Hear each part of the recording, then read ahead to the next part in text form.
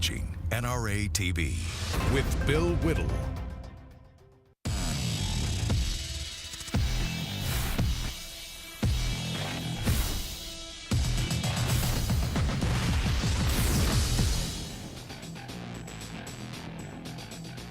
Hi everybody, welcome to Hot Mike. I'm Bill Whittle.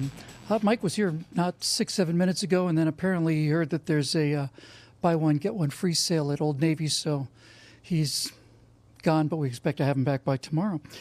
We told you a story a little bit last week about a police officer in New York City, a lovely woman named Miosotis Familia. She was sitting in her police car, and somebody walked up to her. They said, describing it in the some of the surveillance video, they said with a purpose. Somebody walked up to her with purpose, shot her in the car, and she died at the hospital. There she is right now. By all accounts, a lovely woman, a family woman, and another police officer doing her job. Today, George Lopez had a comment to make. He posted something on his Instagram, and it was remarkable, I think. Let's have a look at what George Lopez, the comedian, pointed out today. He said, the Trump administration is deporting Latinos to make the streets safer. You want to make the streets safer? Deport the police. Now, I maintain that this tweet, or rather this Instagram of George Lopez looking like his badass self trying to get his street cred back, I maintain that this and the shooting of the police officer are connected, and that's a case I'm going to make for you right now. Folks, law enforcement, respect for law enforcement is something that's learned. Savages and animals don't have law enforcement. It's something that we have to learn. We learn it from our parents, and we also learn it from the pop culture. Leftists, especially Hollywood leftists and those in the news media, want you to believe that the reason there's been this incredible spate of mass shootings is because of all of a sudden the sudden availability of weapons and so-called assault rifles and all the rest. Well, it's just patently false. If you look at America in the 1950s and 60s, you could walk into any hardware store and buy a weapon, just walk out of there with it. You could do it in Walmart. You can do it in some places still in Walmart. There were no background checks. There was none of this stuff. 50, 60 years ago, there was every high school in the country had a shooting club. They usually held it in the basement or out in back of the school. School guns were everywhere. And on the first of these mass shooters at the University of Texas, professors went out to their cars. You heard me. College professors went out to their cars, got their hunting rifles out of the back, and suppressed the shooter while the police went up the stairs. So it's not that the guns have become more prevalent, but something has changed. And what's changed has been our entire attitude towards law enforcement and towards law enforcement personnel. And I can make this case very, very clearly. We're going to come back to George Lopez. But here's some of the things that the pop culture teaches you. Let's look at some of the things that the pop culture told somebody like me when I was growing up. Here's a clip from a show that you may remember. It was probably taped, I want to say, late 60s, early 70s. Here's about 40 seconds of this. Take a look. In other words, you're a college man. She'd like to have seen you land a job with a little more status attached. Is that it? I guess that's part of it. But not all of it. I think maybe I can understand how she feels. And maybe she's right, Culver. It's awkward having a policeman around the house. Friends drop in, a man with a badge answers the door. The temperature drops 20 degrees. You throw a party and that badge gets in the way. All of a sudden, there isn't a straight man in the crowd. Everybody's a comedian. Don't drink too much, somebody says, and the man with the badge will run you in. Or how's it going, Dick Tracy? How many jaywalkers did you pinch today? And then there's always the one who wants to know how many apples you stole. All at once, you lost your first name. You're a cop, a flatfoot, a bull, a dick, John Law. You're the fuzz, the heat, you're poison, you're trouble, you're bad news. They call you everything, but never a policeman. That, of course, is the legendary Jack Webb on Dragnet. And, of course, he had the show on radio for many, many years before he took it to TV. And, by the way, just a small little trivia event. The guy who he was talking to there is an actor named Kent McCord. And Kent McCord and Martin Milner were on a spin-off show from Dragnet called Adam 12. There's another show I grew up with, learning about police officers and the kind of work they do and the kind of lives they lead and how difficult it can be. So that's what I took in as a kid, and that's what most of you took in as a kid, too, if you were growing up in the 60s and 70s like I was. Let's have a look at something that kids took in when they were growing up in the late 90s. I'm going to show you a piece of Hollywood filmmaking now. The total segment's about 2 minutes. We're not going to watch that much of it. And I want to say two things about this. First thing I want to say is this is some of the best filmmaking I've ever seen. I saw this in a movie theater. I simply couldn't believe my eyes. This is Hollywood at its absolute best in terms of technical ability, in terms of shooting, special effects, editing, music, everything. It's absolutely perfect. It's absolutely magnificent. And it's also a form of pornography. Let's roll this second clip from, I want to say, from 1999. And watch what happens with law enforcement in this clip.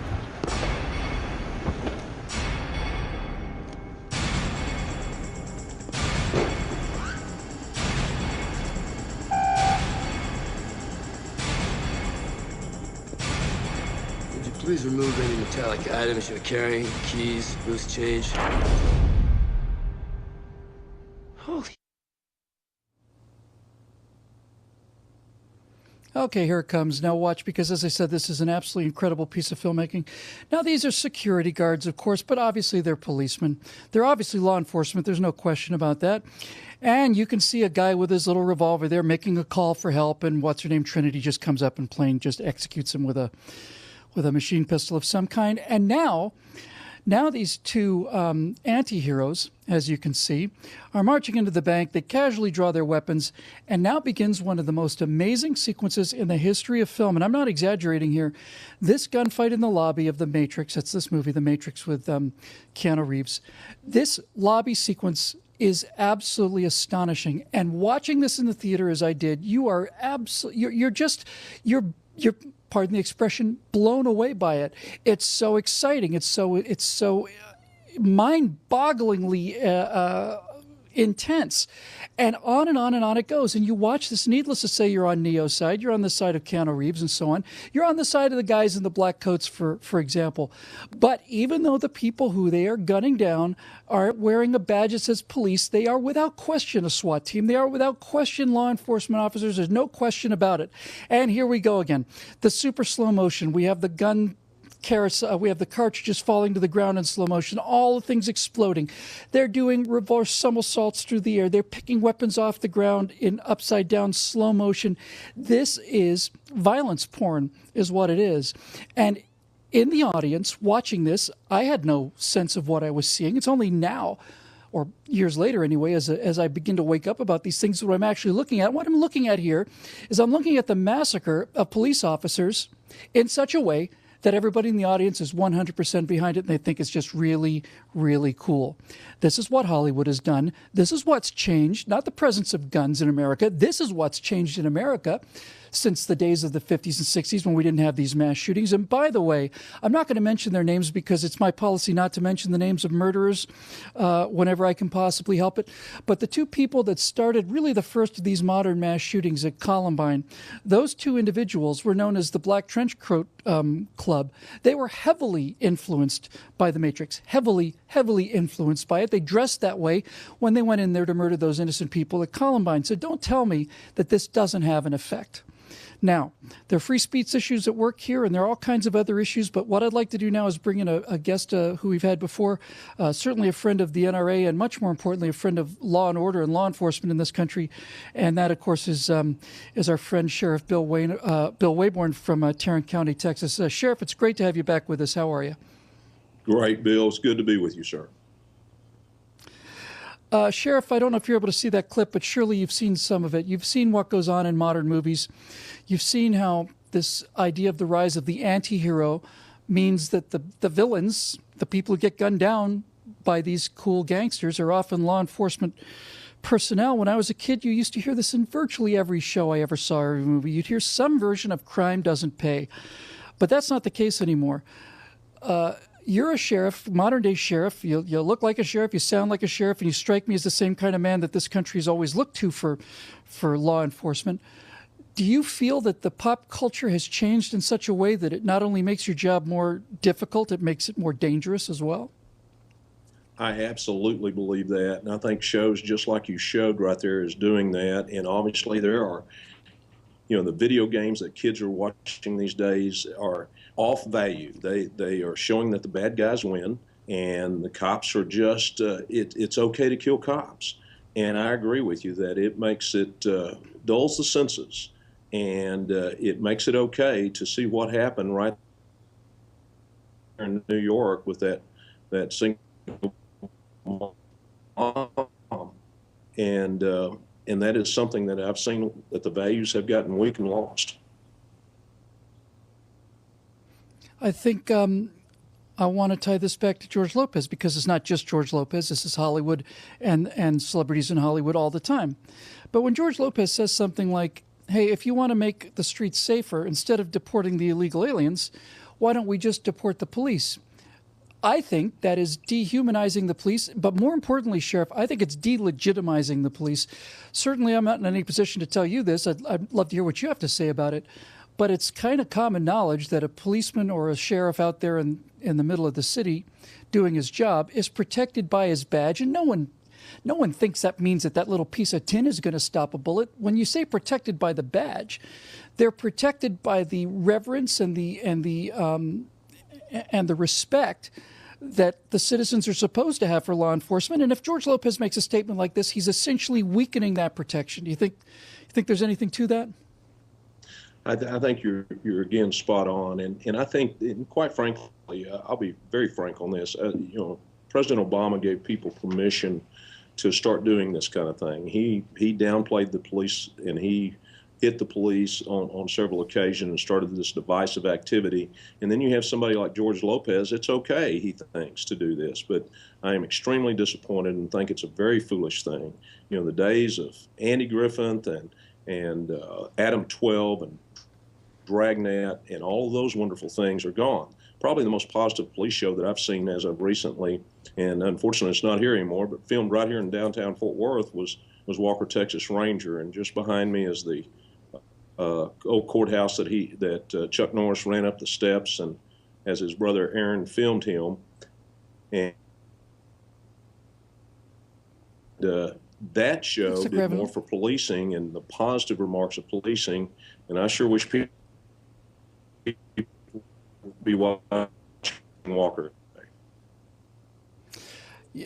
Sheriff, I'm so happy you mentioned Andy Griffith, the Andy Griffith Show, because I'd just plain forgotten about that. There was a guy, and people may not think this is very important, but I think this is absolutely critically important. If you grew up watching the Andy Griffith Show, you realize that Sheriff Taylor was not just a good sheriff, he was a good man, he was a good father, and it was his virtue, it was his personal virtue that made Mayberry into kind of a little rural paradise where there is no crime. And Barney Fife, who's a little bit of a, egotist, obviously, he gets one bullet, he gets to keep it in his shirt pocket just so he doesn't hurt anybody with it.